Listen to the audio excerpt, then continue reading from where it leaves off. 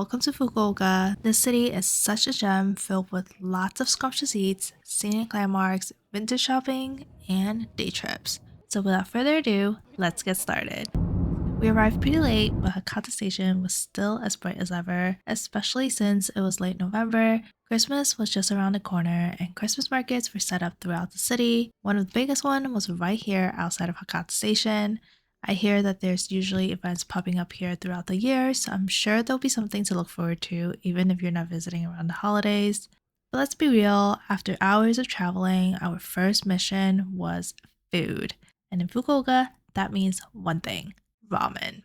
So our first stop was the Hakata Noodle Street inside Hakata Station. The whole area is lined with different ramen shops because Fukuoka is the birthplace of tonkatsu ramen. But tonight, we're having tsukemen at kanetora. Not gonna lie, the line was super long and it was quite a bit of a wait, but definitely worth it. Tsukemen is typically served dry with a rich dipping broth, and honestly, to be able to get the perfect chewy noodle texture and reducing the broth enough to be liquid gold without being overwhelmingly oily is an impressive skill. Even if noodles aren't your thing, they also have chashu pork over rice and extra clear broth for you to dilute the dipping broth afterwards for a hearty cup of soup. 100% would recommend trying if you can. We eventually made it back to the hotel. This time, we're staying at Hotel Torifito, which is in the Hakata Gion district. As soon as you walk in, you'll notice the traditional Kyushu motifs littered as decor throughout the room. There is a mini bar with cups, kettle, and our fridge. The bathroom is just to the right, standard bathroom with everything you need. The hotel itself also has a small onsen for guests, so there's multiple options when it comes to bathing. As for our bed, it's just right at the end of the room. There's also this tiny little nook where you can comfortably sit and work. The safe and other amenities like mirror and hair dryers are also right under the table, so everything is within reach. Overall, a cozy little room for two. The first stop today is a tea omakase tasting at Sara Yamashina. As a tea lover, this was one of the top things I wanted to do here. Japan is well known for their tea, and each region has its own specialties, and what better way than experiencing Kyushu in a meticulously prepared tea and dessert pairing. The cafe looks quite unassuming on the outside, but the interior is well designed, almost as if you're stepping into someone's kitchen. The whole experience is super intimate. Both tea and dessert are prepared right in front of you, and what's even better is that the host really takes their time to make sure you understand where each ingredient came from and what makes it so special. All in both Japanese and English. And although I've been to a similar tea omakase experience in Tokyo, I much prefer this one because the host really involves you into the whole experience. Our next order of business is more dessert.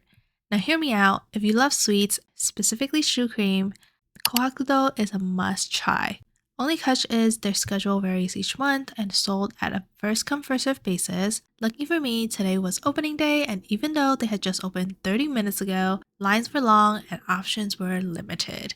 We did manage to snag two, the original and a white chocolate cranberry. I understood immediately why they sell out each day. I really wish I could try some of their other flavors too. If you're interested, make sure to check out their Instagram for hours and flavors of the month. Anyways, it's time to walk off all the sugar, so let's head to the nearby mandarake. Mandarake should be a familiar name to those who love Japanese pop culture.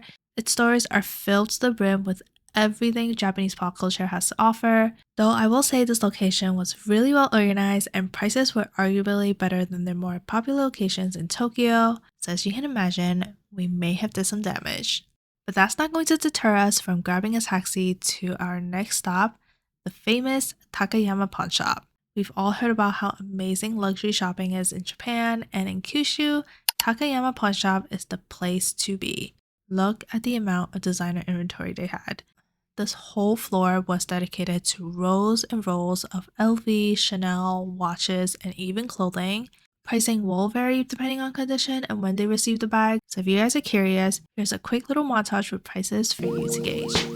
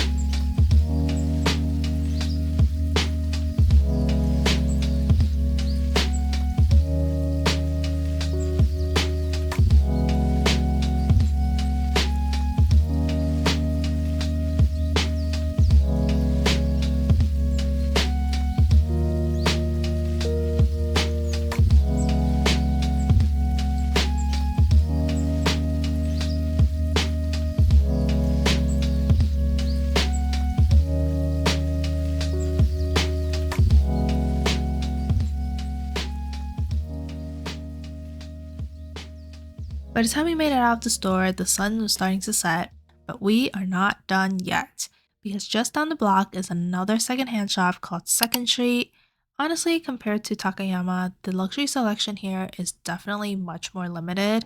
The store itself is huge with a lot more everyday items and appliances along with clothing. It's definitely more suitable for locals, but if you're already in the area, it doesn't hurt to stop by to see what gems you might find. Okay, now before heading back to Hakata, there was one more place we needed to head to, and that is Lalaport.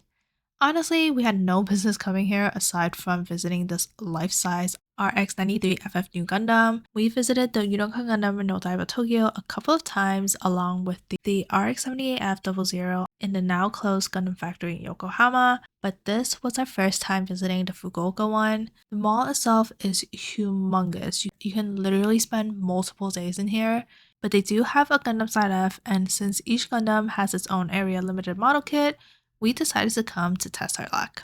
And if you haven't noticed by now, we haven't ate anything since this morning, and that is because we're ending the day with some yakiniku at the famous Nikuichi. They pretty much have a line out the door from the moment they open till they close, so we were super lucky to be able to snag a last minute reservation. Fukuoka is known for their beef tongue, and Nikuichi is arguably one of the best places to try it. They are a bit more pricier than your average all-you-can-eat spots, but the quality of meat is definitely on another level.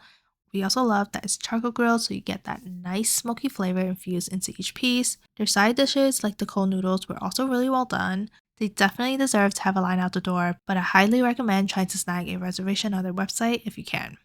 We're starting off day 2 bright and early because I've always wanted to experience dining on a train. And I mean like a full-on luxury dining experience on a moving train. And today we're hopping on the Rail Kitchen Chikugo. They offer a few different routes on the northern Kyushu area. We booked their weekend Fukuoka departure and arrival route, which includes a multiple course lunch. The whole journey is about an hour long and the menu changes seasonally, but they're all curated by local chefs and all food are prepared right on board, so everything was super fresh. Though flavor-wise, it's definitely just meh.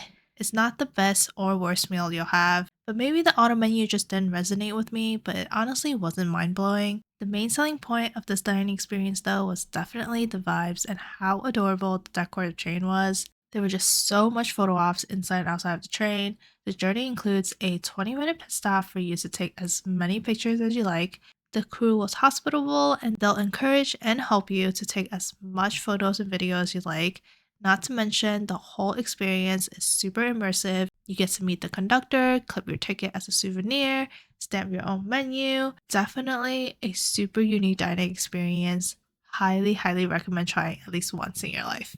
After our eventful journey, we parted ways because I have my first nail appointment in Japan. This is the first time I've ever done my nails in Japan, so I am so stoked. Honestly, I was kind of nervous because I booked this pretty last minute and the salon is pretty local, so I was worried that I would have a hard time communicating. I booked the Bring Your Own Design course at Lily Beauty, so everything I wanted, including nail gems, were already included in the price. These were the reference photos that I showed her, and this is what I got. I thought she did an amazing job, and I love that the salon has semi-private booths, so I wasn't afraid to use my broken Japanese with my nail tech. She was super patient and thorough, really made sure that I liked every little thing from shaping to the colors. 10 out of 10 would do this again. And by the time I finished, it was pretty late in the afternoon, so we met back up at the Tenjin Underground Mall, which is this massive underground passage lined with plenty of shops and little cafes. Our mission here was to try the famous wrinkle apple tarts. I'm an absolute sucker for apple desserts, and these did not disappoint. The tart was perfectly flaky, and the apple filling had the right balance of tart and sweetness.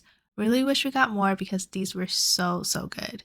For dinner, we decided to head over to Hyotan Sushi. This is a really popular spot in Fukuoka. There's always a line, but don't let it deter you because even though it looks pretty small from the outside, they have 2 floors of seating, so the line moves super fast. They're known to have super fresh and affordable sushi. We got the most popular today's special platter along with a tuna tataki and baked lobsters to share. This platter was so worth it. For 3,600 yen, look how fresh this was. The appetizers were also super tasty. Their menu is actually pretty extensive, so even if you're in a bigger group, you'll have no problem finding different dishes to share amongst yourselves. Though I highly recommend everyone getting their own platter of today's special. So good. It's day 3 and we're changing it up and heading out on a road trip. We rented a car for today. If you're interested in learning more about the process, feel free to check out this video.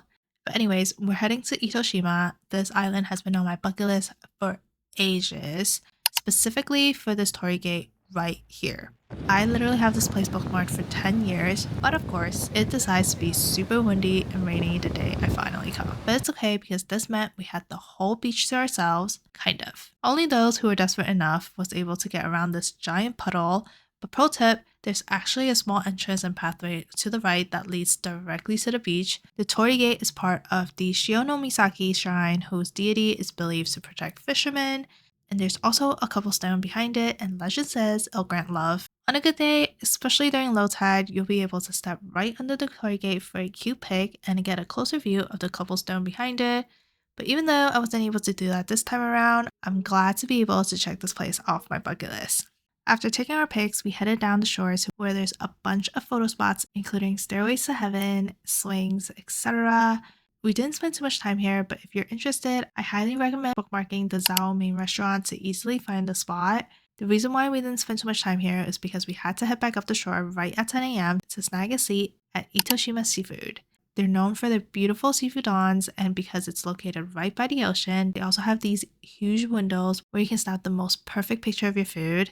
We were unfortunately one step too late and was seated just a row behind the windows, but luckily there's a window right by my side where you can see the torii gate and cobblestone. Like I mentioned before, people usually get their seafood dons here, but after my amazing meal at Hyotan Sushi, I could not pass up on their omakase lunch special. There's only 30 sets available each day, and it does take them some time to prepare this, so if you're in a rush, don't get it. But otherwise, for 4,800 yen, I thought it was worth it. It's just as fresh, if not fresher, than Hyotan sushi, and each piece of fish was hefty. You'll definitely be stuffed afterwards, even though it's just 10 pieces. And after lunch, it's time for some dessert. We're headed up north to Mariachi Saltmaker. They are a bit out of the way, especially if you don't have a car, but it's 100% worth coming. Now you might be thinking, why are you going to a salt maker for dessert, Sophie? That's literally the last place to go for dessert. Well, you're not wrong. They are a salt factory and sells their in-house salt on site, but they also have the best pudding. Flavors vary each day, but the original one is definitely the most coveted for a good reason. The pudding itself has a strong egg flavor, but when paired with caramelized sugar and a pinch of salt, it's perfection. We also tried the salted caramel one, which was definitely on the sweeter side, but the saltiness and bitterness of the caramel made it so addicting to eat. But even if pudding isn't your thing, it's still worth coming just for this view and their on-site salt shop. Aside from the regular sea salt, there's different flavor mixes that you can try, including herb and curry salt. We ultimately decided to bring home some herb salt as a souvenir, and these are amazing with fresh fries. There's still a lot more to explore on Itoshima, but we had other activities to check off today, so we're off to our next destination, Midori no Oto Forest Cafe. Yes, we're eating back to back to back, but hear me out. Just finding a seat here is a hike in itself, so a small drink and light bite is well deserved. And secondly, this view and atmosphere is 100% worth it. The cafe itself is just a small little shack at the entrance of the forest. Each person is required to order a drink, and they have plenty of chairs for you to use. Or if you're a big camper, you can also bring your own chairs. The food is self-service, so I recommend ordering and picking up your food before heading up to find a place to sit to avoid making multiple trips because their chairs are quite heavy and it's quite a bit of a hike depending on where you want to sit. So just be mindful of that. We got a small latte, lemonade, and a frittata. To be honest, their drinks and food aren't good at all, so you're really paying for the scenery and atmosphere that you otherwise wouldn't get at another cafe. I would recommend coming at least once and really wish we could have stayed longer, but I probably wouldn't come back. As for our final destination of the day, we headed over to Koraku Kiln for their unlimited ceramics treasure hunting experience. Koraku Kiln has been around for 150 years in Arita, Japan, and is still making amazing ceramic pieces today. The kiln not only offers tours of their workshop, but also offers a fun little treasure hunting experience where you can fill a basket with as much ceramics as you like. There are two options to choose from. One at 6,600 yen, where you can scour for pieces with simpler designs, and a more expensive version where you can pick up more intricate, colorful pieces at 12,000 yen. I also love that there's absolutely no pressure at all to do this. You can take your time, wander around, and see what catches your eye first before committing to anything. We ultimately decided to go with the cheaper, more simple design option because we were mainly looking for things that we use often and would blend well with our existing kitchenware. But even then, there was so much to sift through, and time absolutely flew by. We unfortunately got there a little too late, so we weren't able to maximize our treasure hunt since it's typically 90 minutes long. But because the manager knew we were traveling from the US, she was nice enough to squeeze us in for 60 minutes. So, FYI, make sure to get there before 2 p.m. Luckily, we were still able to find some amazing pieces. They also have plenty of packing materials to keep them safe and sound. I'll be posting a haul soon, but feel free to check out this video to see everything that we got. As we made our way back to Fukuoka, we had to make a pit stop at another Takayama location just to see what their selection looked like. And honestly, this location was pretty disappointing. There were a good amount of inventory, but they were mainly cheaper, poor condition bags. And since nothing was really resonating, we quickly left. Even then, we still got back pretty late, so we ended up grabbing ramen at Fukuoka's famous Shinshin ramen. I've heard mixed reviews about shinshin, but since it's a household name here in Fukuoka, I had to try it for myself, and personally, I thought it was a pretty solid option. Broth was flavorful and noodles were al dente. Was it the most amazing ramen ever? Probably not, but it's definitely a great spot for a quick ramen run. It's our last day and we can't leave Fukuoka without trying mentaiko. And so I booked this picture perfect restaurant that serves up the heartiest mentaiko course with your own personal pot of rice and multiple side dishes where you can experience mentaiko in various different ways. My favorite was making my own ochazuke, aka tea rice. This was such a satisfying way to start our day. If possible, I recommend trying to request for a window seat when booking so you can dine with their amazing center garden. And if there's anything else we have to do in Fukuoka, it's definitely to visit Daizafu. Legend says this is the place to be for wisdom, especially if you pet this cow. You'll get wiser, and if you're a student, pass your exams with ease. So if you're still in school, make sure you do so. But aside from wisdom, Daizafu itself is beautiful, and their shopping street is lined with so many great snacks. We couldn't help but do a little food crawl, even though we had just ate. Some must tries include umegai mochi, which is baked mochi filled with fresh azuki beans, warabi mochi on a stick, and this frozen pudding. So good. This was such a gem. It's a bit off the beaten path, but trust me, it's so worth it. You have to try it. Eventually, we made our way back to Tenjin for another must try, donuts. This insanely popular donut spot originated in Fukuoka, so it's a no-brainer that we had to try this before we left. Luckily, the line wasn't too long, even though it was around 2 p.m. We probably waited for about 10 minutes before making it into the store, and there were still a good amount of selections available, including some location-exclusive flavors. Unfortunately, there wasn't much of the fresh cream donuts left, but I did snag the last chocolate orange one, which wasn't good. But the original brioche donut is definitely the breadwinner for a reason. It's so good. I could probably devour multiple of these in one sitting. So light, so fluffy, so chewy, so delicious. Of the traditional donut offerings, the crazy nuts one was definitely my favorite. The regular donut's texture isn't as soft as the brioche ones, but the flavor was great. If you like caramel pecans, you'll love this. And since we're already heading up all the iconic spots in Fukuoka, we made sure to make our way to Canal City, which is a true Fukuoka icon, literally branding itself as a city within the city. The mall itself is a little dated in my opinion, but they did have a Namco, Gundam base, and a fountain show which happens at the top of every hour. And if you're a big shopper, you can easily spend the whole day here. There's also lots of amazing cafes and yatais, aka food stalls unique to Fukuoka within the area. Unfortunately, we didn't have time for them this trip, but I did manage to squeeze the airport themed FUK coffee. I mainly wanted to come for their stickers, but did also try a latte and their avocado jelly, which were both really good. I definitely want to come back to try their famous pudding and coffee selection. To end our trip, we grabbed dinner at the viral Hakata Akachokobe, known for their kettle udon. Aside from udon, they also have other things like oden and other izakaya faves. We tried the kima udon and the tantan udon. Definitely get the kima udon if you come, it's so much more flavorful. The oden and gyoza were also great dishes to share. We ended up placing multiple order of these because they were so good. They're also open super late, so perfect if you're looking for a late night spot. We had an early flight out the next morning, so that wraps it up for our Fukuoka trip. Even though it was my first time here, I absolutely loved it. There's still so much I haven't explored here in Fukuoka, so hopefully I'll be back very soon. As always, thank you so much for watching, and if you like this video and want to see more, make sure to like and subscribe. Till next time!